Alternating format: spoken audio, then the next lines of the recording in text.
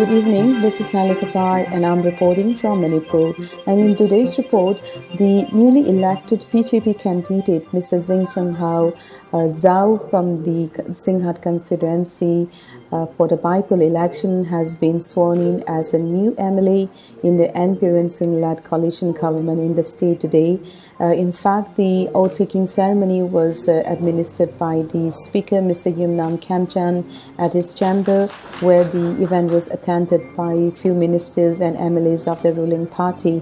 And in fact, Mr. Zhao was elected as an unopposed candidate after the independent candidate, Mr. Zinglung Tang, withdrew his candidature on the last day of the nominations. So this is not the first time where Mr. Zhao was elected as an MLA. In fact, he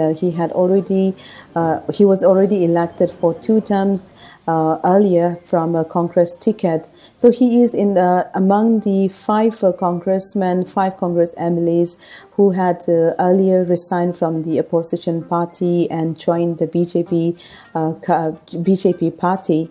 So now, since Mr. Zhao has been elected from the Singhat constituency for the Baipur elections, the remaining 4 constituencies which are set for the Baipur elections will be held on the November 7th, and the opposition party, the Congress party, as well as the ruling party, which is BJP, have already announced a candidate, as well as few independent candidates are also in the fray. This is Sally Kapai. I'm reporting for East Mojo from Manipur. Hello and a very good evening. This is Princess Rashir reporting for East Mojo from Meghalaya.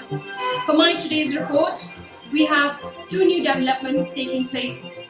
Firstly is concerning the protest rally that was carried out by the Federation of Khasi Jaintia Garo people in Sora Circle, and they had carried out this protest rally in Sora yesterday, and also with covered ground reports. You can always check out the website for the videos, and also the conversation that we had with the General Secretary of FKJGP at Sora Circle. And they've informed, they were pressurizing that the higher authorities should take action immediately to arrest the 3 persons involving in inciting communal disharmony in the state. Following this, the SDO has informed that actions have been taken from the administrative side, and also case has been filed. In another case that we're looking at right now is today we've had an interaction with the Inspector General of Prisons, with M. Khargrang, and we had asked him concerning this, during this pandemic, how many prisoners were released. So he had informed that under their power they're able to release convicts. So they have been able to release a total of 18 convicts. 11 are convicts, and 7 are those prisoners on remission. And apart from this, other prisoners also released by several other courts. You can always check out for further details on the website. This is all from Meghalaya. This is Princess Rashir reporting for East Mojo. Hello and welcome. This is Tripura correspondent Chandan Pandey. I'm going to give you today's update. With the first update coming in from Tripura's Kwai district, where a 27-year-old woman was held for throwing acid on her boyfriend. Reportedly on October 19th, Binita Santhal threw acid on her boyfriend Shomen Santhal, who were living in a relationship for more than 9 years in Pune. Back in 2011, the police officials from Kwai, they informed that in 2011, the duo left from Kwai to Pune, where she started working as a daily wage worker and also as a maid to support the education of her boyfriend Shomen Santhal. But after completing his graduation and started working in a private company, in 2018, he came back to Agartala while Binita continued working in Pune. After stopping contacting with the girlfriend, she came back to Agartala, but she failed to meet with him as he was not in a mood to meet with him. But after 2 years of wait, when she came back finally on September in Tripura, on October 19th, she finally met with him, and she tried to understand why he was ignoring him when he pushed her, and annoyed over his continuous discontacting her and ignoring her, she threw acid on his face, after which he was rushed to Kwai district hospital, from where the doctors concerned about his serious injuries, burn injuries, they referred him to GBP hospital in Agartala. Right now he's undergoing treatment with burn marks on his face and chest. But she was arrested after an FIR registered by the victim's brother in Kwai police station yesterday, and she has been sent in 14 days of judicial custody.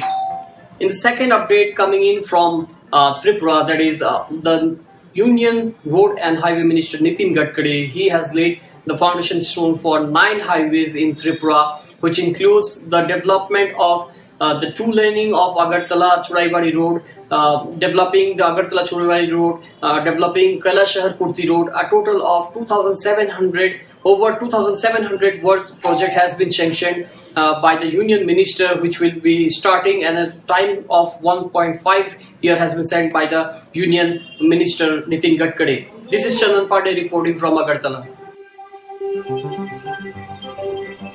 Hello and welcome to my report by East Mojo.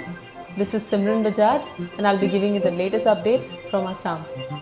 The death of a Hulok gibbon in a village in Assam has highlighted government apathy. From a population of 37 in 2004 to a population of 21 in the year 2020, the population of Hulok gibbons in Assam is dwindling.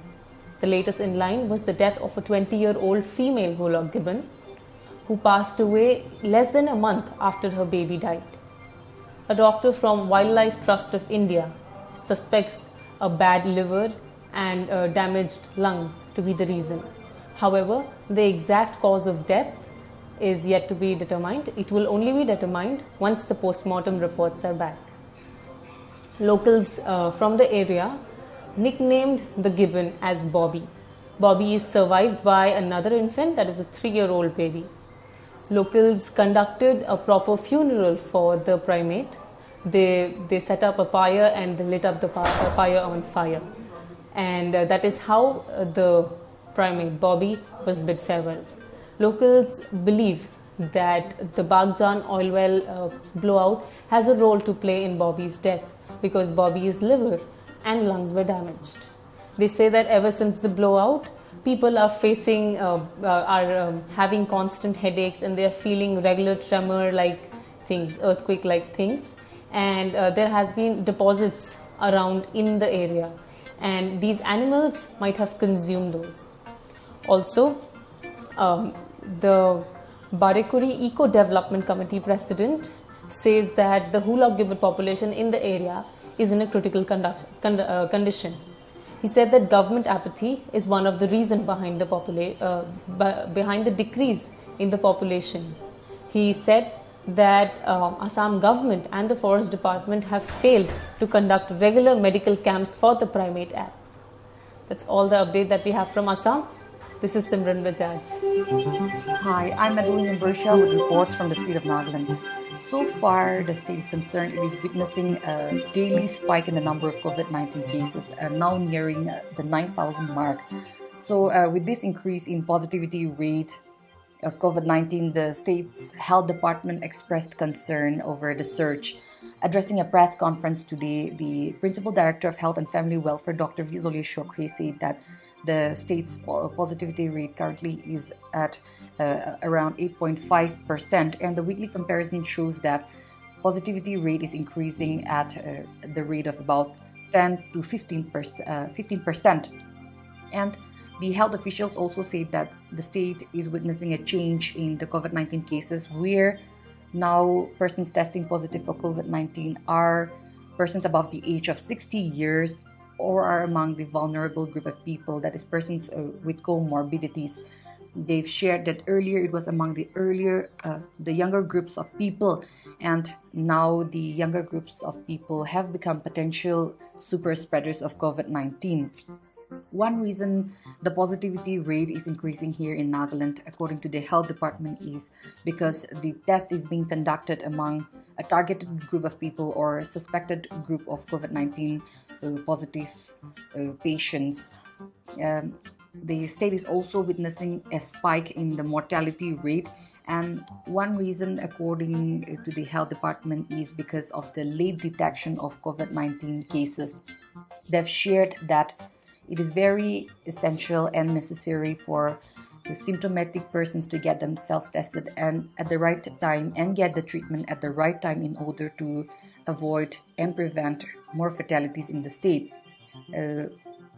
One of the best preventive measures is following the SOPs, the hand hygiene, the cough hygiene, and of course maintaining social distancing, which according to the health department, people in the state are being complacent about. So they have appealed the people to follow all the SOPs in order to prevent the uncontrolled spread of COVID-19 here in the state. Now there's also a rising concern among people in regard to the Hornbill Festival. The state health department said that it is not ready for such festivities, be it Hornbill or other festivals, which will require the physical contact of people.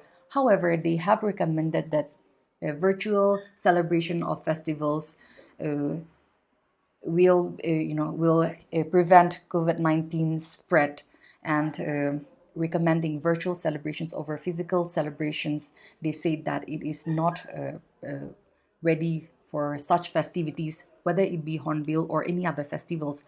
Now, cases of reinfection among persons who tested positive for COVID-19 and have recovered are also being reported. The health officials say that such cases are also being reported among the younger age group, and this is why they expressed concern that the younger group of people could be potential super spreaders of COVID-19 here in the state. It assured that it is trying its best and said that lockdown or total lockdown in the state can be avoided if people collectively take all necessary precautions, follow SOPs, and take it as a social and personal responsibility to control the spread of COVID-19 in the state.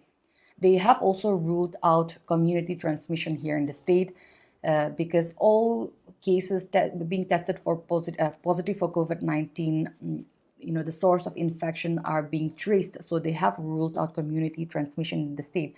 And since there is no community transmission in the state, Nagaland has so far not reached a stage where random testing is required. However, they've assured that they will intensify the testing strategies here in the state. When asked about the plasma therapy, since symptomatic cases are increasing in the state, the health officials say that there are cases about positive recovered patients being reinfected with COVID-19, and the state is so far not making any plans to conduct plasma therapy plans. However, when required, it will be necessitated. Now, they have once again reiterated people and appealed the public to follow all necessary SOPs, maintain social distancing at public places, to wear face mask, to follow hand hygiene in order to prevent the spread of COVID-19 here in the state. Well, so far the state of Nagaland is concerned. This worry of the health department needs to be considered, and they have also asked the people to follow all necessary SOPs in order to prevent a time when Nagaland will have to face an uncontrolled spread of COVID-19. So that's all we have this evening from Nagaland.